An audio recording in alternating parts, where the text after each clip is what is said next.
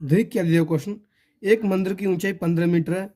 मंदिर के शीर्ष से सड़क के दूसरी ओर बने भवन के शीर्ष का अवतरण कोण 30 डिग्री है तथा भवन के पाद का अवतरण कोण 45 डिग्री। तो सिद्ध कीजिए कि भवन की ऊंचाई 5 * 3 + √3 मीटर है।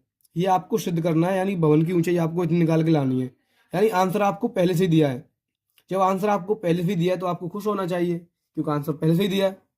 ठीक है, तो अब इसे हमें हमें हल करना है। इसे हम हल करेंगे, और पहले मैं आपको चित्र समझाता हूँ। पहले चित्र कैसे बनेगा, चित्र का पूरा डायग्राम यानी पूरी बेसिक तरीके से बताऊंगा कि चित्र किस तरीके से बनाया जाता है, क्योंकि इन क्वेश्चनों में सिर्फ चित्र ही होता है समझने के लिए।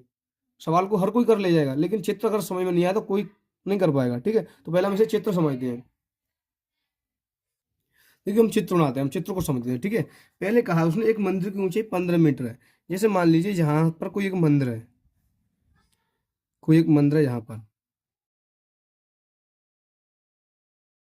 ये एक मंदिर है।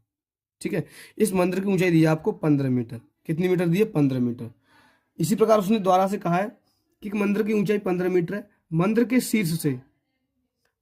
शीर्ष से सड़क के दूसरी ओर बने भवन के शीर्ष का, यानी यहाँ पर एक सड़क है और यहाँ पर दूसरी तरफ क्या है? एक भवन बना हुआ है, एक भवन है।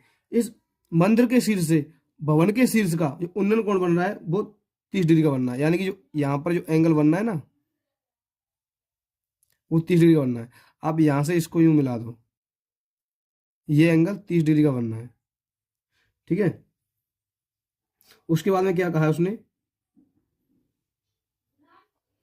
उसके बाद में कहा ये क्या है? ये तो आपको पता होगा, ये मंदिर है। ये क्या है? मंदिर। तो आप यहाँ पर मंदिर लिख दें। क्या लिख दें? मंदिर। मंदिर। और ये भवन है। ठीक है, ये क्या है? भवन है। ये क्या है? ये भवन है। तो आप इधर भवन लिख देंगे। क्या लिख देंगे? भवन।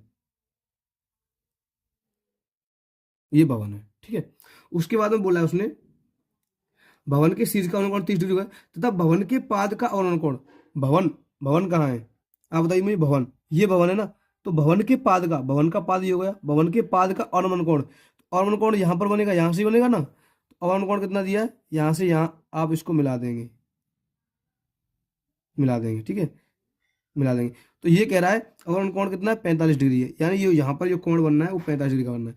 यानी कि पहले कोण तो यहाँ बनना होगा, तो जब भी तो ये अवनमन कोण वाला तो 45 यहाँ बनेगा। 45 यहाँ है तो यहाँ भी 45 बनेगा। क्यों? एकांतर कोण से यही 45 बन गया। ठीक है, और ये 15 मीटर यहाँ से यहाँ तक दिया है। अब इनका आप नामकरण कर दो, A B, A B C, और यहाँ पे आप डी दे दो और यहाँ पर आप ई दे दो। देखो ये 15 दिए यहाँ से यहाँ तक, तो ये भी यहाँ से यहाँ तक 15 होगी। कितनी होगी? 15।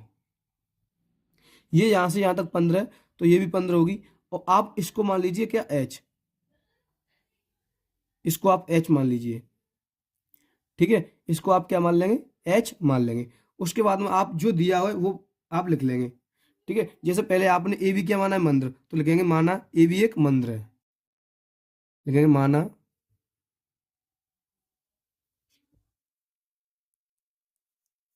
ए बी एक मंदिर है। ठीक है, और ए बी बराबर क्या दिया है? ए बी बराबर 15 मीटर। माना ए बी एक मंदिर है, ए बी बराबर 15 मीटर। ठीक है, यहाँ पर इतना लिख दिया आपने। और भवन कहाँ है? भवन ये भवन है, तो सी डी यहाँ पर लिखेंगे। सी डी एक भवन है। सी डी क्या है? सी डी एक भवन है। ठीक है, जब सी डी बराबर ये भवन हो गया, ये सी डी क्या है? पूरा एक भवन है। तो इसकी ऊंचाई आपसे पूरी पूछिए, और इसकी ऊंचाई आपको दी हुई है। ठीक है, वो आपको निकालनी है। और यहाँ पर इनकी दूरी आप यहाँ से यहाँ तक की दूरी आप कुछ भी मान लो। जैसे मैंने एक्स मान ली, ये एक्स है तो ये भी एक्स होगी। यहाँ से यहाँ तक की, यहाँ से यहाँ तक की, और लिखेंगे ए ई बराबर बी सी बराबर एक्स मीटर। ए ई बराबर बी सी बराबर एक्स मीटर। ठीक है, अब लिखेंगे समकोण त्रिभुज। समकोण त्रिभुज, पहले आप इसे ले लो ए ई डी में, ए ई डी में, तो डी ई बटे ए ई, बराबर 30 डिग्री। ठीक है, तो यहाँ पर एच बटे एक्स, ये आ जाएगा यहाँ पर एच बटे एक्स बराबर 1/, क्रॉस मल्टीप्लाई करेंगे तो एक्स बराबर क्या आ जाएगा, एक्स बराबर आ जाएगा √3h। ये समीकरण 1 हो जाएगा। ठीक है, ये समीकरण क्या आ गया, 1 आ गया। अब लिखेंगे इसी प्रकार, इसी प्रकार समकोण त्रिभुज कौन सा लेंगे, समकोण त्रिभुज कौन सा लेंगे, ये वाला ए बी सी में, ए बी सी में, ए बी सी में। तो यहाँ पर ए बी बट्टे क्या आ जाएगा, बी सी, तो ए बी बट्टे बी सी बराबर आ जाएगा कितना 45 डिग्री। ठीक है, कितना आएगा 45। तो ए बी कितनी दी है अब आपको, ए बी की लंबाई आपको 15 दी है, बी सी एक्स और आज 45 में 1 आएगा। जब यहाँ से जो क्रॉस मल्टीप्लाई करें तो एक्स बराबर यहाँ जाएगा 15, तो एक्स बराबर यहाँ क्या जाएगा 15, ये समीकरण 2 आएगा। अब एक्स यहाँ पर भी दिया है, यहाँ पर भी मैंने एक्स का मान निकाला है, देखो यहाँ पर एक्स का मान निकाला इधर, यहाँ पर एक्स का मान निकाला ये रहा, और यहाँ पर भी मैंने एक्स का मान निकाला है। तो दोनों जगह एक्स का मान निकला है तो हम क्या करेंगे, समीकरण 1 और 2 की तुलना करने पर लिखेंगे, समीकरण 1 व 2 की तुलना करने पर, समीकरण 1 2 की तुलना करने पर। ठीक है, तो तुलना करेंगे तो ये जाएगा √3h बराबर इधर आ जाएगा 15। जब यहाँ से h का मान निकालेंगे तो ये हो जाएगा 15 बटे √3, 15 बटे √3 आएगा, ये आ जाएगा h का मान। ठीक है, ये कितना आ गया, h का मान आ गया आपका 15 बटे √3। अब क्या करेंगे, आप √3 का ऊपर नीचे मल्टीप्लाई कर देंगे, जब √3 का ऊपर नीचे मल्टीप्लाई करेंगे तो क्या आएगा, तो √3 तो ऊपर आ जाएगा और √3 नीचे, ऊपर हो जाएगा 15 √3,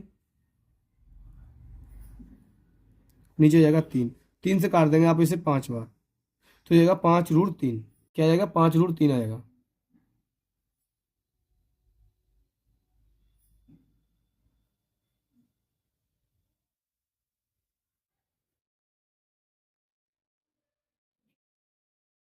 तो h के बराबर क्या निकल के आया, यहाँ पर h बराबर 5 √3 निकल के आया, ये h के बराबर निकल के आया। अब देखो यहाँ पर थोड़ा चित्र में समझ लेंगे तो आपके अच्छे से समझ में आ जाएगा। ठीक है, आप चित्र में समझिए, आपको बहुत अच्छे से समझ में आएगा। देखो ये मैंने h का मान यहाँ पर निकाल लिया 5 √3, ये h निकाल ली मैंने 5 √3, और ये 15 दिए, तो आप जब इन दोनों को जोड़ देंगे तो आपको क्या मिल जाएगा, पूरे भवन की ऊंचाई मिल जाएगी।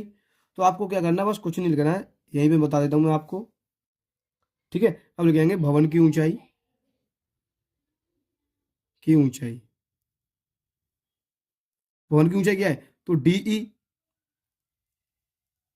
प्लस EC, DE दी है आपको कितनी, h यानी 5 √3, कितनी दी है 5 √3, तो ये 5 √3, और ये दी है आपको 15। जब आप इन दोनों को जोड़ेंगे तो 5 कॉमन ले लेंगे, तो √3 प्लस यहाँ पर आ जाएगा 3, ये आ जाएगा मीटर, ये आ जाएगी भवन की ऊंचाई। क्या आ जाएगी, भवन की ऊंचाई। और आपसे यही पूछी थी, यही आपको सिद्ध करना था कि भवन की ऊंचाई क्या होगी। तो भवन की ऊंचाई मैंने आपको निकाल के दिखा दी, कितनी आ गई, भवन की ऊंचाई मैंने आपको निकाल के दिखा दी, कितनी आई भवन की ऊंचाई, तो ये आ गई 5 ब्रैकेट में √3 प्लस के 3 मीटर। ये आपका आंसर आ गया। अगर वीडियो आपको अच्छी लगी, वीडियो को लाइक करना, चैनल को सब्सक्राइब करना बिल्कुल ना भूलें। मिलते हैं नेक्स्ट वीडियो में। जय हिंद, जय भारत।